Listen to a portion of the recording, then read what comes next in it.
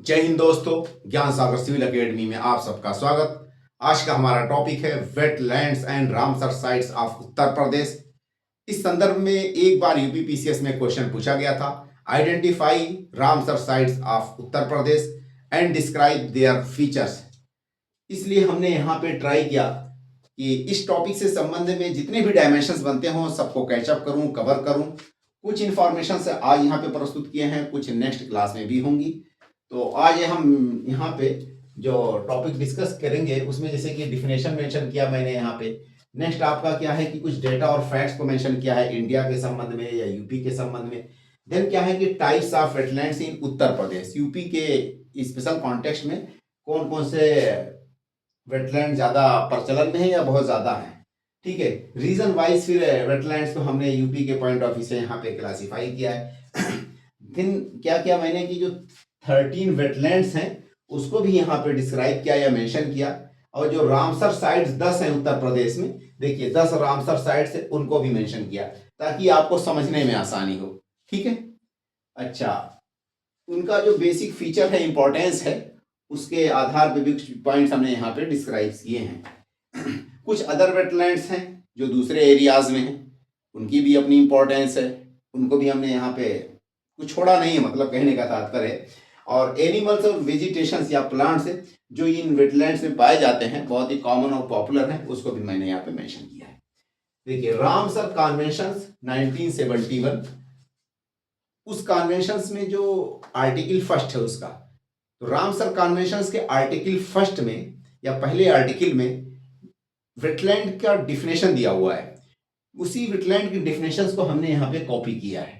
ठीक है, रामसर कॉन्वेंशंस के अकॉर्डिंग जो उसका आर्टिकल फर्स्ट है उसमें वेटलैंड के संदर्भ में जो डिफिनेशन है, मेंशन है, परिभाषा, उसको मैंने यहाँ पे मेंशन किया। एरियाज ऑफ मार्श, वेटलैंड उस एरियाज को कहते हैं जहाँ पे मार्शी लैंड्स हो, वहाँ पे फेन हो, पीट लैंड हो, या वो पानी की जगह या जल का स्थान, वेदर नेचुरल और आर्टिफिशियल, वहां पे पानी जमा हुआ हो, चाहे वो नेचुरल हो, मैन मेड लेक हो, या आपका आर्टिफिशियल, मैन मेड या नेचुरल किसी तरह का भी लेक या हो। परमानेंट भी हो सकता है, टेम्पोररी हो सकता है, जैसे कि आपका लेंटिक लोटिक वाला कॉन्सेप्ट है, स्टैटिक हो या आपका वाटर फ्लो कर रहा हो। ठीक है, वो भी इसमें पॉइंट मेंशन है, दैट इज स्टैटिक और फ्लोइंग। ठीक है, फ्रेश मतलब कि वो फ्रेश ताजे पानी का हो, ताजे पानी का लेक, पॉन्ड, झील, तालाब कुछ हो, या आपका ब्रेकिश, ब्रेकिश का मतलब कि साल्ट की क्वांटिटी उसमें लिटिल बिट हो। जो कोस्ट के पास का जो पानी होता है समुद्र का, वो आपका ब्रेकिश वाटर कहलाता है।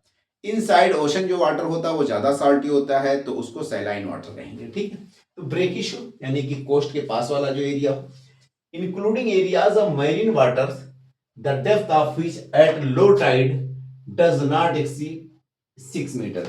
इवन की वेटलैंड में उन एरियाज को भी इंक्लूड किया जाता है जो कि कोस्ट के पास में समुद्र के एरियाज हैं, बट उनका लो टाइड वाली कंडीशन में 6 मीटर से ज्यादा डेप्थ नहीं होना चाहिए।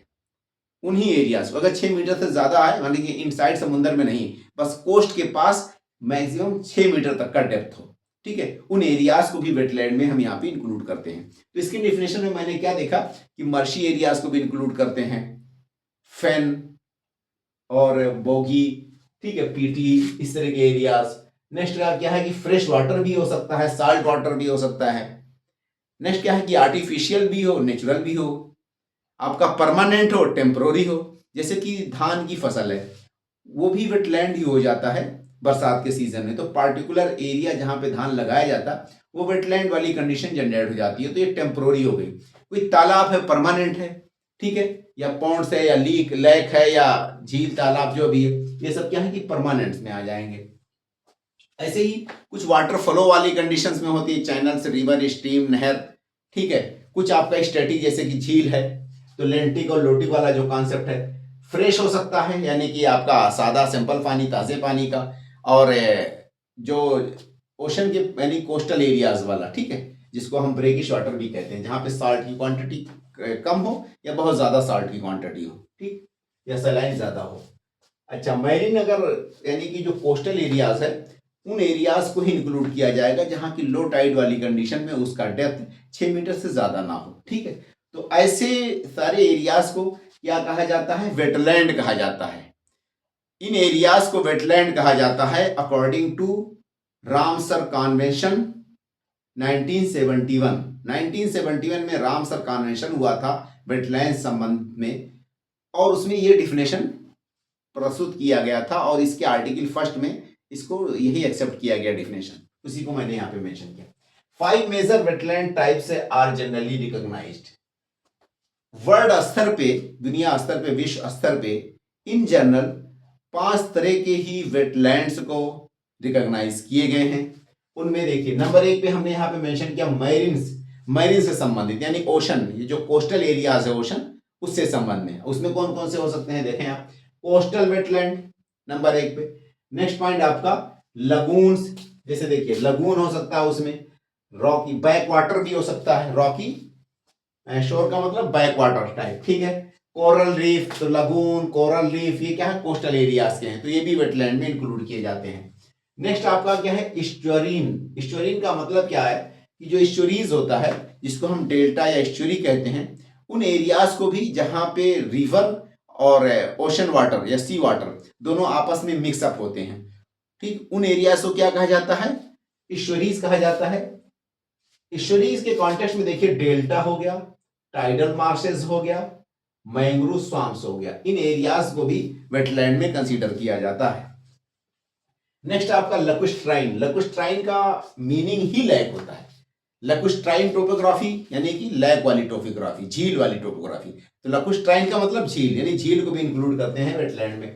नेक्स्ट क्या है कि रिवेरिन, यानी रिवर से संबंधित, तो wetland along reverse and streams, river के आसपास का जो हिस्सा जहां पानी लग जाता है, जम जाता है, उसको रिवराइन कहा जाएगा, वो भी वेटलैंड में इंक्लूड किया जाता है। पलुस्ट्राइन, पलुस्ट्राइन का मीनिंग क्या होता है, एक्चुअली इसके मीनिंग होते हैं मर्श, यानी कि मर्शी लैंड, तो मर्श वाले एरियाज को भी आप इसी में वेटलैंड में कंसीडर करेंगे, जिसमें देखिए मर्श, स्वाम्प, आप बॉक्स, ये सारे के सारे पलुस्ट्राइन में आ जाएंगे। पलुस्ट्राइन के एक्चुअल मीनिंग क्या होते हैं, मर्श या मर्शी।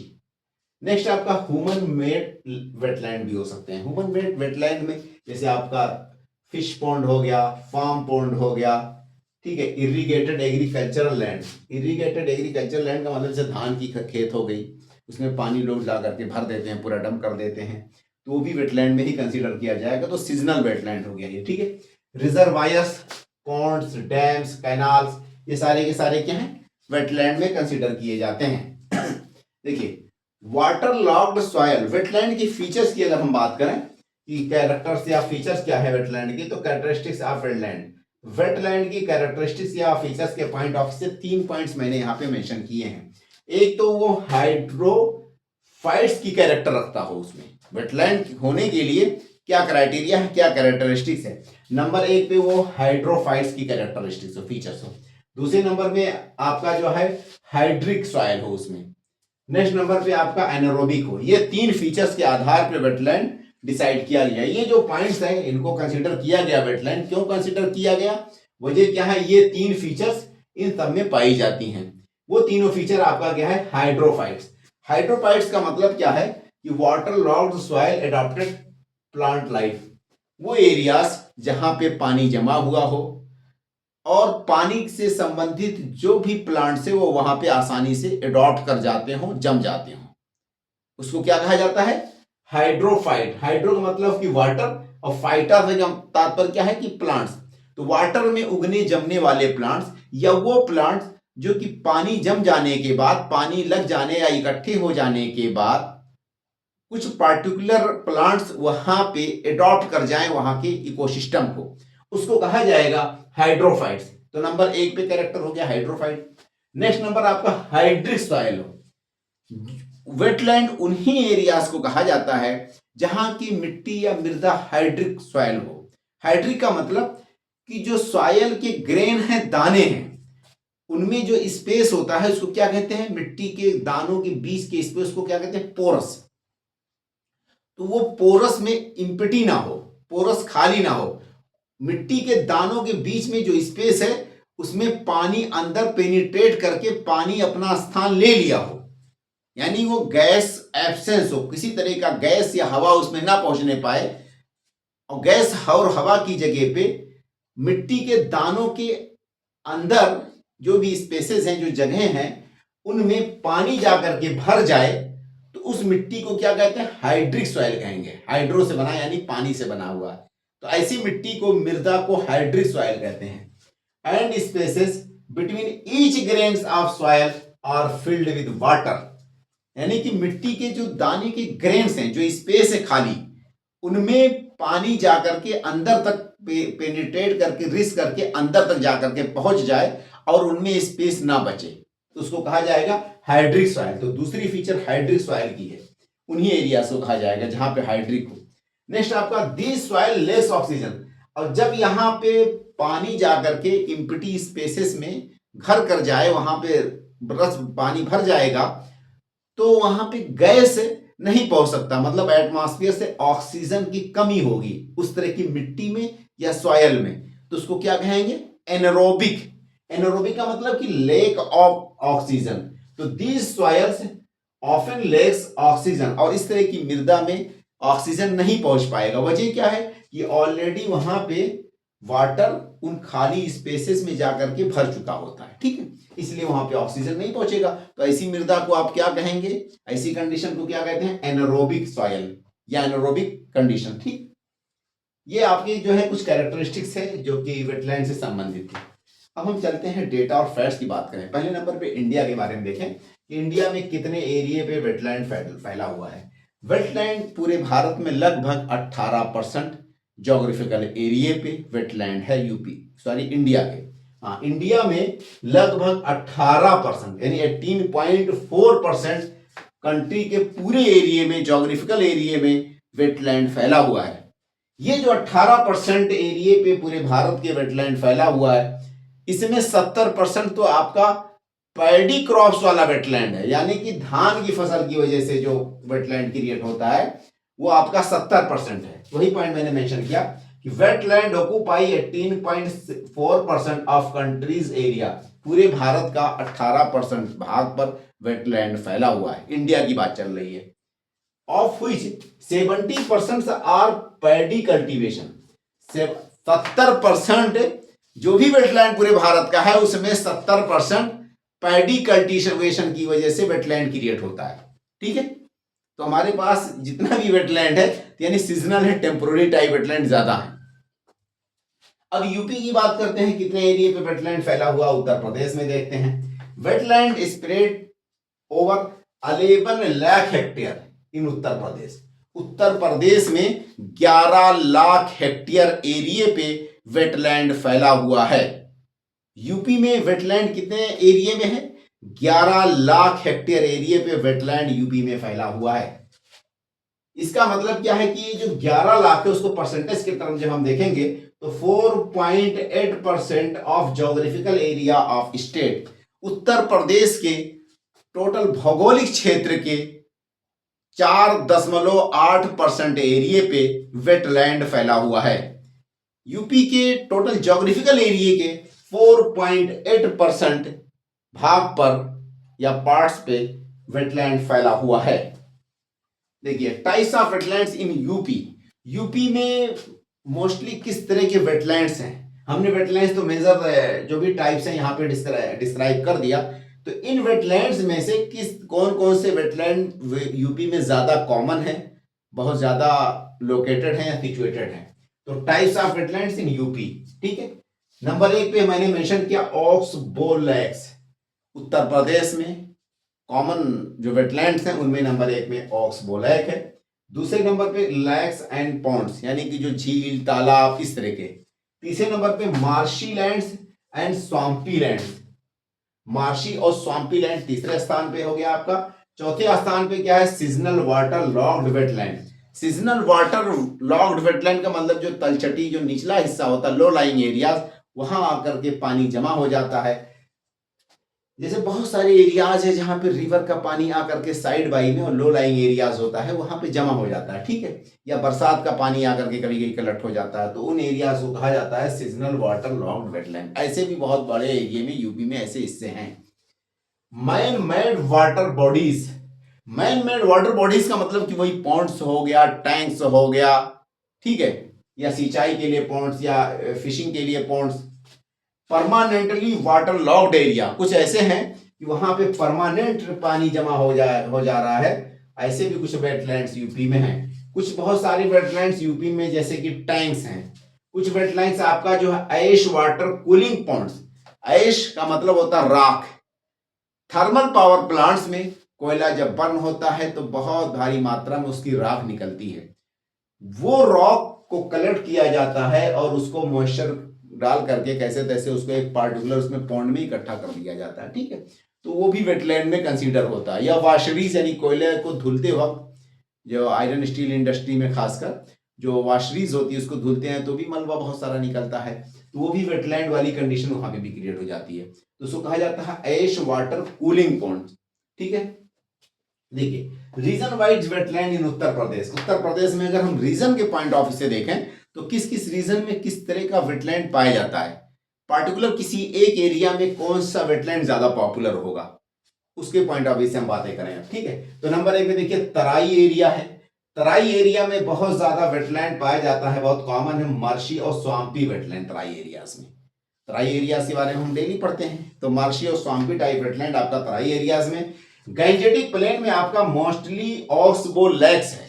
ऑक्सबो लेक्स कहां पे है? गैंजेटिक प्लेन में, विंध्याचल और बुंदेलखंड एरियाज में। Man made Pond's and tanks हैं, यानी आदमियों के द्वारा निर्मित आर्टिफिशियल पॉन्ड्स और लेक्स कहां पे हैं? बुंदेलखंड और विंध्याचल एरियाज में।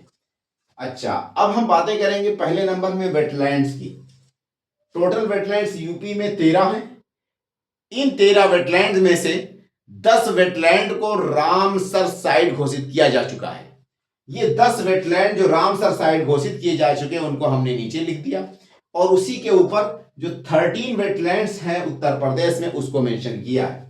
नंबर एक पे यहां पे हमने मेंशन किया नवाबगंज वेटलैंड, दूसरे नंबर में आपका समसपुर वेटलैंड, तीसरे नंबर में लाख बहोशी वेटलैंड, नेक्स्ट आपका सांडी वेटलैंड, पांचवें नंबर पे आपका बखीरा का वेटलैंड, छठे नंबर पे ओखला, सातवें पे आपका समन, देन पार्वती अर्गा वेटलैंड, देन आपका विजय सागर, ये महोबा में पड़ता है विजय सागर। नेक्स्ट आपका जो है पटना नाम का एक वेटलैंड है, बिहार वाला पटना नहीं, एटा एक डिस्ट्रिक्ट है यूपी में अलीगढ़ के पास, वहां पे पटना नाम का एक वेटलैंड है। नेक्स्ट आपका जो है सुरहाताल, ये बलिया में पड़ता है वेटलैंड सुरहाताल। नेक्स्ट आपका जो है सुर सरोवर वेटलैंड।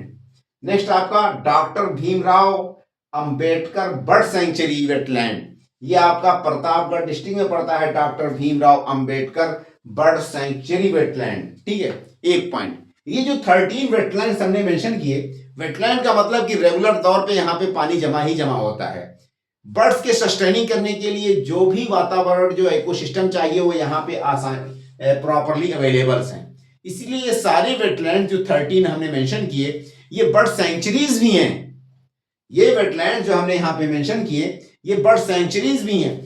आप अक्सर देखेंगे एक पॉइंट कि जितने भी वेटलैंड्स हैं चाहे वो रामसर साइट्स भी हों तो उनको आगे बर्ड सेंचुरी लिखा रहता है, क्योंकि वो वेटलैंड का जो क्राइटेरिया है उसमें बर्ड सेंचुरीज ऑलरेडी इंक्लूडेड है, वो भी उसी का एक फाउना फ्लोरा के जो मतलब कि फीचर्स होते हैं तो वो उसी में आ जाते हैं, ठीक है। तो मैक्सिमम क्योंकि पानी रहेगा तो वहां पे बर्ड्स आ जाएंगे। अच्छा, जो 10 इंपॉर्टेंट है, जो 10 रामसर साइट, इन्हीं 13 वेटलैंड में से 10 वेटलैंड को Ramsar site of international importance घोषित किया जा चुका है। तो यूपी में टोटल रामसर साइट्स कितने हैं? 10 रामसर साइट्स यूपी में हैं। इन 13 वेटलैंड में से 10 को Ramsar sites of international importance घोषित किया जा चुका। दूसरी भाषा में कहिए कि उत्तर प्रदेश में वेटलैंड कितने हैं? 13 वेटलैंड हैं। उत्तर प्रदेश में रामसर साइट्स कितना है? तो रामसर साइट्स आपका 10 है। दोनों में अंतर क्या है? वेटलैंड पार्टिकुलर एक क्राइटेरिया के आधार पे पैमाना जो हमने यहाँ पे मेंशन किया है, जो फीचर्स बताया, जो क्राइटेरिया बताया, उसके आधार पे अगर वो क्राइटेरिया पूरी करता है तो उसको वेटलैंड में घोषित कर दिया गया। इस तरह के वेटलैंड को रामसर कन्वेंशन के आधार पे रामसर कन्वेंशन की जो एक कमिटी है वो आकर के जज करती है क्या उस वेटलैंड को रामसर साइट घोषित किया जा सकता है। अगर उस क्राइटेरिया पे पूरा उतरता है वो तो उसको रामसर साइट घोषित कर दिया जाता है। तो रामसर साइट क्या है? वेटलैंड जो कि एक पार्टिकुलर पैमाने पे पूरा उतर जाए, जो भी स्टैंडर्ड है रामसर कन्वेंशन का, उस कन्वेंशन के जो भी आर्टिकल्स हैं उस आर्टिकल पे जब वो पूरा उतर जाए और गवर्नमेंट से रिकमेंडेशन भेजती है रामसर कन्वेंशन से कि जो भी कमेटी है उसको, और वो कमेटी आकर के जांच करती है और उसके बाद फिर उसको मान्यता दे देती है और फिर अनाउंसमेंट हो जाता है। इस तरह से उत्तर प्रदेश शहर में टोटल 10 रामसर साइट्स हैं। सबसे पहले जो रामसर साइट घोषित किया गया था 2005 में, वो था अपर गंगा रिवर। अपर गंगा रिवर ये पहला रामसर साइट है उत्तर प्रदेश का जिसको 2005 में घोषित किया गया। ये कुछ उत्तराखंड और कुछ यूपी के डिस्ट्रिक्ट में फैला हुआ है। अपर गंगा रिवर रामसर साइट है जो कि हरिद्वार और रुड़की ये 2 डिस्ट्रिक्ट उत्तराखंड के हैं। बाकी मेरठ, बुलंदशहर कहाँ के हैं? यूपी के हैं। तो 2 डिस्ट्रिक्ट यूपी और 2 डिस्ट्रिक्ट उत्तराखंड में फैला हुआ है। ब्रिज घाट टू नरोड़ा मैंने आगे मेंशन किया इसके बारे में फर्दर अभी। नेक्स्ट आपका क्या है कि Nawabganj bird sanctuary. Bird sanctuary Nawabganj जो है ये उन्नाव डिस्ट्रिक्ट में पड़ता है। यहां से लेकर के आपका इटावा तक इन सबको 2019 में घोषित किया गया था रामसर साइट। तो नंबर दूसरे पे क्या है कि नवाबगंज बर्ड सेंचुरी उन्नाव में पड़ता है, 2019 में रामसर साइट घोषित किया गया। समान बर्ड सेंचुरी इसको ये मणिपुर में पड़ता है, इसको भी 2019 में रामसर साइट घोषित किया गया। सांडी बर्ड सेंचुरी ये हरिद्वार में पड़ता है, 2019 में इसको भी घोषित किया गया। पार्वती अर्गा बर्ड सेंचुरी ये गोडा में पड़ता है, 2019 में इसको भी रामसर साइट घोषित किया गया। देन समसपुर बर्ड सेंचुरी ये रायबरेली में पड़ता है, 2019 में घोषित किया गया। सरसाई नावर झील इटावा में पड़ता है, 2019 में रामसर साइट घोषित किया गया। सुर सरोवर झील या कीठम झील भी कहते हैं ये आगरा में पड़ता है, सुर सरोवर झील या लेक, 2020 में इसको भी रामसर साइट घोषित किया गया। तो बाकी सबको यहाँ पे 19 था, ये 20 में आ गया। सुर सरोवर वाला 2020 में।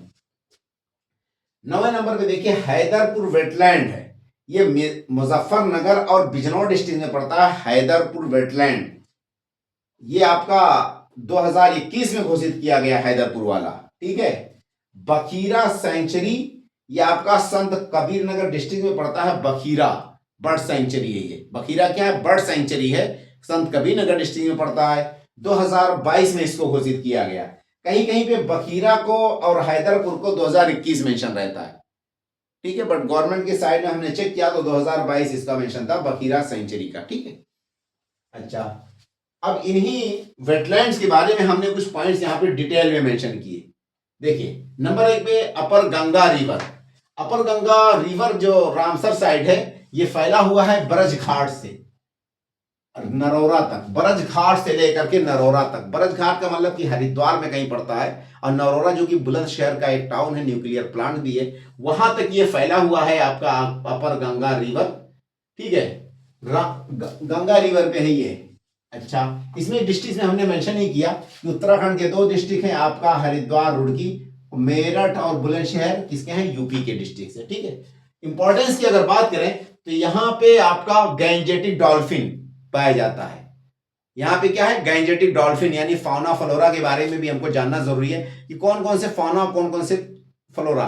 फाउना का मतलब कि एनिमल्स और फ्लोरा का मतलब आपका प्लांट्स, ठीक है। तो यहाँ पे देखिए गैंजेटिक डॉल्फिन है, वो इंडेंजर्ड में आता है, ठीक है, इंडेंजर्ड में आता है आपका गैंजेटिक डॉल्फिन। देन आपका घड़ियाल भी यहाँ पे पाया जाता है, जिसको क्रोकोडाइल या मगर घड़ियाल क्या है वो भी पाया जाता है। ये आपका क्रिटिकली इंडेंजर्ड में आता है, ठीक है। नेक्स्ट नंबर में आपका क्या है? Nawabganj bird sanctuary. Nawabganj bird sanctuary, इसकी अगर कैरेक्टर्स की बात करें तो शैलो मर्शी लैंड है। शैलो का मतलब कि बहुत ज्यादा डेप्थ में इसमें वाटर नहीं है, बहुत ही मतलब वो है मतलब क्या कहते हैं, उथले है, उथला है, उथला का मतलब डेप्थ नहीं है, ठीक है। तो मर्शीलैंड से ये उन्नाव में पड़ता है, ये आपका नवाबगंज, इसका नाम बदल दिया गया है, नाम हो गया है Chandrashekhar Azad bird sanctuary. BS से तात्पर्य क्या है? बर्ड सेंचुरी, बीएस का मतलब बर्ड सेंचुरी, ठीक है। तो इसका नाम हो गया नवाबगंज बर्ड सेंचुरी का चंद्रशेखर आजाद बर्ड सेंचुरी, ठीक है। इसमें फौना की अगर बात करें, यानी कि कौन कौन से एनिमल हैं, तो इजिप्शियन वल्चर पाए जाते हैं इसमें, जो कि इंडेंजर्ड में आते हैं, ईएनडी का मतलब इंडेंजर्ड। पालस फिश ईगल, ये भी एक बर्ड है, पालस फिश ईगल ये भी एक बर्ड है जो कि इंडेंजर्ड में आता है और यहाँ पे नवाबगंज में पाया जाता है। उसके अलावा लेसर एडजुटेंट ये भी एक बर्ड है जो कि वल्चर में आता है, मतलब वल्नरेबल में आता है। किसमें आता है? वल्नरेबल में आता है। अच्छा, यानी IUCN की रेड लिस्ट में कौन कौन से बर्ड्स की क्या कंडीशन है उसको भी मैंने ब्रैकेट में यहाँ पे मेंशन कर दिया। चाहे END का मतलब कि इंडेंजर्ड हो गया, आपका CR का मतलब क्रिटिकली इंडेंजर्ड हो गया, और वुल का मतलब कि वल्नरेबल हो गया। नेक्स्ट आपका समान बर्ड सेंचुरी, BS का मतलब बर्ड सेंचुरी, ये आपका मैनपुरी में पड़ता है। ये सीजनल ऑक्सबोलैक है, देखिए इसकी कैरेक्टर क्या है कि ये सीजनल ऑक्सबोलैक है, समान बर्ड सेंचुरी वाला। यहाँ पे सारस क्रेन पाया जाता है। सारस करेन क्या है? यूपी की जो पक्षी है, स्टेट पक्षी, स्टेट बर्ड, ये वल्नरेबल कंडीशन में आती है। IUCN रेड लिस्ट पे सारस जो है वल्नरेबल में कैलकुलेट किया जाता है। ग्रेटर स्पॉटेड ईगल भी यहाँ पे समान वाले में पाई जाती है, वो भी वल्नरेबल में है। नेक्स्ट आपका समसपुर, देखिए समान है, समान कहाँ पे है? आपका मैनपुरी में है। तो समान आप मैनपुरी में जब रखेंगे तो समसपुर में क्या है? रायबरेली है, ठीक है। तो समसपुर बर्ड सेंचुरी में रायबरेली, ये भी देखिए मर्शी है, क्या है आपका? समसपुर वाला मर्शी है। इजिप्शियन वल्चर पाया जाता है जो कि IUCN रेड लिस्ट पे इंडेंजर्ड में इसको माना जाता है। पालस फिश ईगल यहाँ भी पाया जाता है। ज्यादातर बर्ड्स यहाँ पे क्या है कि इन सब में माइग्रेटरी बर्ड्स हैं, ठीक है। नेक्स्ट आपका क्या है कि शांडी बर्ड सेंचुरी। शांडी बर्ड सेंचुरी आपका हरदोई में पड़ता है। यहाँ पे भी सारस क्रेन पाया जाता है जो कि वल्नरेबल है। सारस क्रेन का मतलब हंस, ये उत्तर प्रदेश का स्टेट बर्ड भी है, ठीक है। नेक्स्ट आपका Parvati अर्गा bird sanctuary. Parvati अर्गा bird sanctuary ये गोंडा डिस्ट्रिक्ट में है। ये घाघरा नदी का ऑक्सबो लेक है। घाघरा नदी से मतलब कि जो ऑक्सबो लेक बन गया, ठीक है, म्यांडरिंग के कारण घाघरा नदी के जो म्यांडर करती है रिवर, तो कुछ हिस्सा बाद में कट करके अलग हो जाता है रिवर से, तो उसके कारण जो लेक बन जाता है उसको ऑक्सबो लेक कहते हैं, ठीक है। तो ये पार्वती अर्गा किससे बना है? घाघरा का ऑक्सबो लेक है ये। तो कंसिस्टिंग 2 ऑक्सबो लेक, इसमें एक्चुअल में 2 ऑक्सबो लेक हैं। फ्रेश वाटर ये है, फ्रेश वाटर का देखिए बना हुआ है ये, ठीक है। अगर फाना की बात करें तो रेड हेडेड वल्चर यहाँ पाया जाता है पार्वती अर्गा गोंडा वाले में, जो कि ऑक्सबो लेक है। इसमें आपका क्रिटिकली इंडेंजर्ड है IUCN रेड लिस्ट पे आपका रेड हेडेड वल्चर। नेक्स्ट आपका व्हाइट रम्ड वल्चर, ये भी क्रिटिकली इंडेंजर्ड है। इंडियन वल्चर भी यहाँ पे है जिसको गीत कहते हैं, वो भी क्रिटिकली इंडेंजर्ड में कैलकुलेट होता है, पार्वती अर्गा वाले इसमें पाया जाता है। सरसाई नावर झील, सरसाई नावर झील आपका ईटा में पड़ता है, सॉरी इटावा, कहाँ पे? इटावा में पड़ता है, क्योंकि ईटा में तो पटना पड़ता है, ठीक है, और इटावा में क्या है? सरसाई नावर झील है इटावा में। ये मर्शी उसमें कैलकुलेट होता है। क्या है यहाँ पे? मर्शी स्वाम्पी टाइप यहाँ पे सॉइल है। Near by Hazari Mahadev temple, ये जो सरसाई नावर झील है वहीं पास में कोई हजारी महादेव टेम्पल भी है, ठीक है, यानी कि religious site. White rumped vulture यहाँ पे प्रसिद्ध है सरसाई नावर झील में, ये क्रिटिकली इंडेंजर्ड में आता है व्हाइट रम्ड वल्चर। सुर सरोवर की अगर बात करें, उसका दूसरा नाम कीथम झील भी है। तो सुर सरोवर ये पड़ता कहाँ पे है? आगरा में है। ये constructed to support water supply, ये आर्टिफिशियल लेक बनाया गया, आगरा को पानी सप्लाई करने के लिए सुर सरोवर लेक बनाया गया था। ग्रेटर स्पॉटेड ईगल्स यहाँ पाया जाता है। क्या है? ग्रेटर स्पॉटेड ईगल पाया जाता है जो कि वल्नरेबल में कैलकुलेट होता है। कैटफिश, कैटफिश का मतलब मछलियों की जो कि इन्वेसिव एलियन स्पेसीज में आती है, कैटफिश वो बाहर से लाई गई थी, वो भी यहाँ पे भारी मात्रा में पाई जाती है सुर सरोवर लेक में, और ये वल्नरेबल में कैलकुलेट होती है इस time. Haiderpur wetland, Haiderpur wetland ये आपका जो मध्य गंगा कैनाल सिस्टम है बिजनौर डिस्ट्रिक्ट में, तो मध्य गंगा जहां से निकलती है उस रिजर्वायर का नाम क्या है? आपका हैदरपुर वेटलैंड। मध्य गंगा कैनाल सिस्टम, जो कैनाल में हमने डिस्कस किया था कि मधगंगा कैनाल कहाँ से निकलती है, बिजनौर डिस्ट्रिक्ट में कहीं से मैंने मेंशन किया था। चौधरी चरण सिंह बांध का डैम का नाम था, मुझे लगता है ऐसा कुछ, ठीक है। तो वहां पे जो रिजर्वायर बना उस डैम से, उसका नाम क्या है, हैदरपुर वेटलैंड।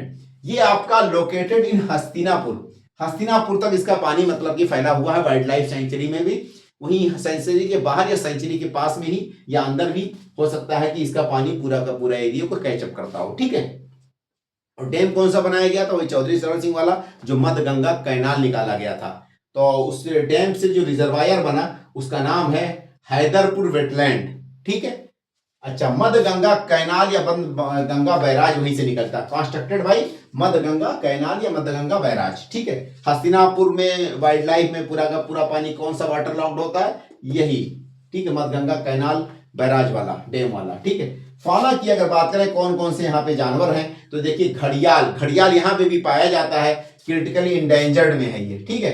नेक्स्ट आपका गोल्डन महाशीर यहाँ पे पाया जाता है, जो कि इंडेंजर्ड में कैलकुलेट होता है, IUCN रेड लिस्ट में गोल्डन महाशीर क्या है, इंडेंजर्ड में है। हॉग डीर भी यहाँ पे पाया जाता है, जो कि इंडेंजर्ड में कैलकुलेट किया जाता है। स्वाम्प डीर जो कि वल्नरेबल में है, ये आपका उत्तर प्रदेश का स्टेट एनिमल भी है।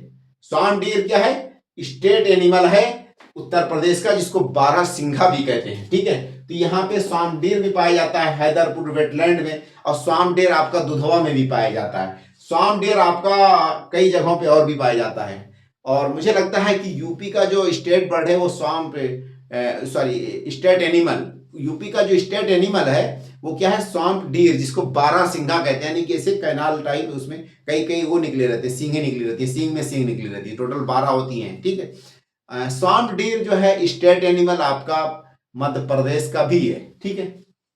अच्छा, स्वाम्प डीर यहाँ पे पाया जाता है हैदरपुर वेटलैंड में। स्वाम्प डीर फर्दर आपका जो तराई बेल्ट में भी कई एरियाज में, कटनिया घाट में भी पाया जाता है आपका, और ये दुधवा में भी पाया जाता है, ठीक है। बखीरा सेंचुरी, बखीरा ये संत कबीर नगर में पड़ता है। बखीरा की कहानी ये है कि एक कोई ट्रेडर आया था, वहां से सरसों खरीदा, तो उसने सीधे तो पहले नापा जाता था कोई चीज, ठीक है, उससे मतलब कि ऐसे कोई वो होते थे पैमाने, उससे नापने, जैसे बर्तन होते हैं हमारे पास, कटोरे या पॉट्स या लोटा गिलास, उसको ऐसे नापने के अलग अलग लोहे के बने हुए पार्ट होते थे, तो उन पॉट से नापा जाता था पहले टाइम पे, ठीक है। तो यहाँ पे क्या हुआ कि बखीरा में जो ट्रेडर्स आया उसके साथ बहुत ही ज्यादा घोर अन्याय किया गया, और लोगों ने उसको नापा, तो किस तरह से नापा, जिसपे तय हुआ था, जैसे मान के चलिए एक पॉट है, उसमें 2 किलो या 3 किलो अनाज आ सके, तो उसको सीधे नापने के बजाय इस तरह से टेढ़ा नापा गया था, ठीक है। और उसी के बाद यहाँ पे पता नहीं कैसे क्या हुआ कि बारिश ऊपर से भी हुई और नीचे से भी पानी निकला, और पूरी जो भी आबादी थी बस्ती की वो उसी में डूब गई थी। ये बखीरा, जितने भी एनिमल्स थे, लोग बताते हैं कि वहां के 2-3 दिन पहले ही उस आबादी को छोड़ करके सड़कों से, रास्ते से इधर उधर लोगों ने स्पॉट भी किए थे कि वो एनिमल बाहर निकल करके जा रहे थे, ठीक है। इवन लोगों ने आंखों से देखा उन एनिमल्स को निकल करके जाते हुए, बट जो ह्यूमन बीइंग थे, ह्यूमन काइंड थे, उन लोगों ने अपनी बेईमानी से या अपना बैड प्रैक्टिस जो भी थी, उन लोगों की हैबिट्स, उसके कारण वो पूरी की पूरी आबादी ध्वंस हो गई और डूब गई, और बाद के दिनों में वहां पे वाटर लॉक्ड हो गया। उन वाटर लॉक्ड एरिया में काफी दिनों तक वहां पे बिल्डिंग्स, इमारतें लोग देखते रहे। इवन कि अभी कुछ लोग हो सकता है कि जो कि मतलब कि जीवित हो, और उनसे आप जा करके वहां की उस कंडीशंस के बारे में पता भी कर सकते हैं। तो वो बिल्डिंग्स उन्होंने देखे थे, जो यहाँ पे वाटर लॉग है, नीचे से भी पानी निकला, ऊपर से भी बारिश हुई, पार्टिकुलर एक ही एरिया में बारिश हुई, पूरी बस्ती, पूरी आबादी डूब गई थी, ठीक है। और उसी का नाम रखा, वो है बखीरा नाम था। बाद में वहां पे जो वाटर लॉक्ड हो गया, तो मछलियां आ गई, मछलियां जीवित हो गई, और बर्ड्स जो साइबेरियन क्रेन्स हैं वो भी आकर के वहां पे अपना टाइम टू टाइम आने लगे, ठीक है। फिर वो बर्ड सेंचुरी में कन्वर्ट हो गया, बाद में गवर्नमेंट ने इसको बर्ड सेंचुरी घोषित कर दिया, ठीक है। तो ये बहुत पुरानी वारदात नहीं है, ये 100 साल 80 साल पुरानी ही वारदात है, ठीक। तो बखीरा बर्ड सेंचुरी ये संत कबीर नगर डिस्ट्रिक्ट में कहीं पड़ता है। और इसमें फौना की बात करें तो इजिप्शियन वेल्चर यहाँ पाया जाता है, जो कि इंडेंजर में कैलकुलेट होता है। नेक्स्ट आपका जो है ग्रेटर स्पॉटेड ईगल्स यहाँ पाया जाता है, जो कि वल्नरेबल में कैलकुलेट होता है, IUCN पे है। और कॉमन पोचार्ड करके है कोई, जो है वल्नरेबल में है।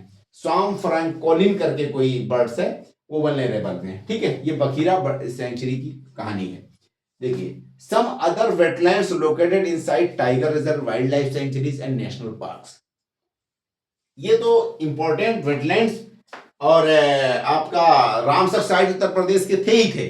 उसके अलावा कुछ और भी वेटलैंड्स हैं उत्तर प्रदेश में जो कि किसी पार्टिकुलर वाइल्ड लाइफ सेंचुरी के अंदर हैं लोकेटेड, या तो वहां पे डैम बना दिया गया या वहां पे वाटर लॉगिंग की कंडीशन है, और बहुत तरह की वैरायटीज ऑफ फाउना फ्लोरा वहां पाए जाते हैं, देखे जाते हैं। तो उनके बारे में बातें करेंगे। देखिए, पीलीभीत टाइगर रिजर्व, यहाँ पे भी आपका वेटलैंड देखा जा सकता है।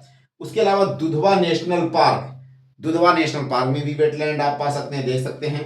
नेक्स्ट आपका क्या है कि कटरनिया घाट वाइल्ड लाइफ सेंचुरी, कटरनिया घाट वाइल्ड लाइफ सेंचुरी, जैसे पीलीभीत में क्या है शारदा रिवर्स हो जाती है, दुधवा नेशनल पार्क में क्या है कि शारदा रिवर, घाघरा, इस तरह की कुछ दूसरी रिवर्स या शारदा ही आती है मुझे लगता है कि दुधवा में भी। कटरनिया घाट में घाघरा और एक और रिवर घाघरा की ट्रिब्यूटरी जो मैंने किसी क्लास में डिस्कस भी किया था, ठीक है, ये सब रिवर्स वहां पे गुजरती हैं, वाइल्ड लाइफ सेंचुरी है। नेक्स्ट आपका जो है सोहरी बरगवा, सोहरी बरगवा जो है उसमें भी इस तरह की कंडीशन है कि वेटलैंड वाली कंडीशन क्रिएट होती है। और चंबल जो सफारी है, चंबल फॉरेस्ट रिजर्व, वहां पे भी आपका वेटलैंड वाली कंडीशन क्रिएट होती है। तो बहुत सारे ऐसे tiger reserve wild life centuries हैं, उसके इनसाइड हिस्से में, अंदर वाले भाग में कहीं रिवर कोई गुजर रही है, कोई लेक बना हुआ है बड़ा सा, यानी नेचुरल लेक, तो वहां पे भी वेटलैंड है, ठीक है, उसको भी मैंने यहाँ पे मेंशन किया। फेमस एनिमल्स एंड वेजिटेशंस या plants found in wetland areas across the Uttar Pradesh. देखिए, इतने सारे वल्चर को अलग अलग इंग्लिश नेम को आप कभी याद ही नहीं कर सकते, इसलिए उनको ज्यादा ध्यान मत दीजिएगा, ठीक है, उसको याद ही मत करिएगा। लेकिन इन पॉइंट्स को आप याद कर लेंगे। अगर आपसे ये पूछेगा कि उसका सिग्निफिकेंस क्या है, मतलब कि डिस्क्राइब देयर फीचर्स, अगर फीचर पूछा तो इसको अलग से आप साइड से लिख लेंगे जरूर। मैंने बहुत इंपॉर्टेंट पॉइंट्स हैं, और ये सारे यूपी के जो भी वेटलैंड्स या रामसर साइट्स हैं उसमें कुछ पार्टिकुलर स्पेसीज हैं वो पाए जाते हैं, उसको हमने अलग से यहाँ पे डिस्क्राइब किया है। तो देखिए आप, तो फेमस एनिमल्स या प्लांट्स फाउंड इन वेटलैंड या Ramsar sites across the Uttar Pradesh. Uttar Pradesh के में जो भी वेटलैंड हैं, रामसर साइट्स हैं, उनमें से कुछ पार्टिकुलर एनिमल्स और प्लांट्स को हमने यहाँ पे डिस्क्राइब किया है। पहले नंबर में हम ममल्स को लेते हैं, तो ममालिया की कैटेगरी में देखिए राइनोज बहुत ही फेमस है, ठीक है, नंबर 1 पे। ये आपका कहाँ पाया जाता है, दुधवा में पाया जाता है राइनोज। नेक्स्ट आपका रैबिट्स, रैबिट्स बहुत कॉमन है वेटलैंड, जो भी वेटलैंड्स हैं उन सब में।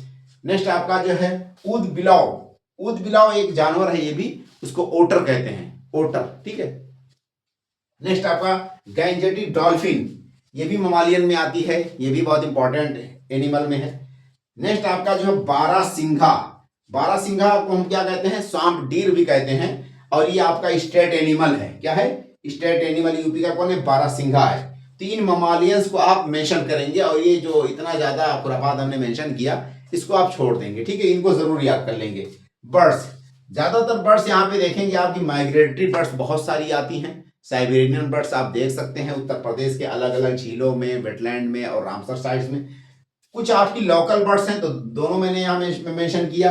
1-2 क्रेन, 1-2 बर्ड्स का आप नाम भी याद कर सकते हैं, ठीक है। नेक्स्ट आपका देखिए सारस क्रेन, सारस क्रेन ये आपका जो भी सेंट्रल यूपी का जो भाग है उनमें खासकर पाया जाता है, जैसे आपका हरदोई हो गया, इटावा हो गया, मैनपुरी हो गया और रायबरेली, इन सब में। रायबरेली का वो जो न्यूज था वो सारस वाला बंदा, ठीक है, न्यूज लाइव लाइट में बता। तो ये सारस क्रेन स्टेट बर्ड भी कैलकुलेट होता है। तो बर्ड्स में 2 या 3 बर्ड्स आप याद कर लेंगे, ज्यादातर इसमें माइग्रेटरी और लोकल बर्ड दोनों तरह की बर्ड्स देखी जा सकती हैं। सारस क्रेन बेस्ट एग्जांपल है जो कि स्टेट बर्ड है। देखिए रेप्टाइल्स की अगर हम बात करते हैं तो बहुत तरह के सर्प यानी कि सांप हमारे यहाँ देखे जा सकते हैं उत्तर प्रदेश के, ये भी जो भी वेटलैंड्स हैं इन सब में। घड़ियाल बहुत ही कॉमन जो है रेप्टाइल्स में है, और जिसको मगर, क्रोकोडाइल, इस तरह की मगर भी यहाँ पे कुछ जगहों पे पाया जाता है। 14 species of turtle, fresh water turtle की 14 स्पेसीज उत्तर प्रदेश के अलग अलग वेटलैंड्स में देखी गई हैं या पाई गई हैं। अब देखिए कुछ ग्रॉसेस हैं, रीड्स हैं, ये भी उत्तर प्रदेश में पाई जाती हैं। तो ग्रास और रीड्स की अगर बात करें तो देखिए कास, मूंज जिससे बर्तन बनाते हैं वो है ना, तो कहीं का ओडीओपी भी है, क्या कहते हैं, मीठी मीठी का। तो कास, मूंज ये भी बहुत पॉपुलर है, ग्रास है। और कुछ छप्पर और फूस जो मतलब कि थैचिंग जो छप्पर की ढलाई करते हैं वो भी पार्टिकुलर ग्रासेस कुछ एरियाज में इन वेटलैंड्स में पाई जाती हैं। उसके अलावा सेवार करके कोई है, नरकूल है ना, रीड्स, नरकूल, नरकट, सरकट, क्या भी, सरकंडा, इस तरह की जो भी हैं जो राइटिंग करते थे पहले तख्ती पे। नेक्स्ट आपका सेवार करके कोई है, देन जो है तिन्ना धान करके कोई है, देन कसेरू, कसेरू करके कुछ है, फिर देन कुछ जामुन करके है, देन कमल गट्टा। कमल गट्टा का मतलब कि जो कमल यानी कि जो कमल यानी कि लोटस होता है, तो उसके नीचे भी कुछ पार्टिकुलर ऐसे उसमें फल भी लगते हैं, ठीक है, तो वो भी आप यहाँ पे वेटलैंड इसमें देख सकते हैं। देन आपका जो है सिंगाड़ा उंगाड़ा भी है, इस तरह की सिंगाड़े तो कॉमन है, कमल गट्टे, तो ये बहुत पॉपुलर हैं, बहुत ही ज़्यादा कॉमन है स्पेसीज, चाहे वो आपका ग्रासेस हों, रेप्टाइल्स हों, बर्ड्स हों, ममल्स हों, जो आमतौर से उत्तर प्रदेश में देखे जाते हैं।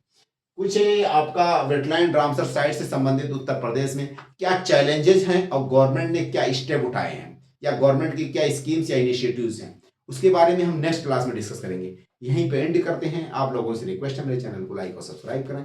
ओके भाई, ऑल दी बेस्ट।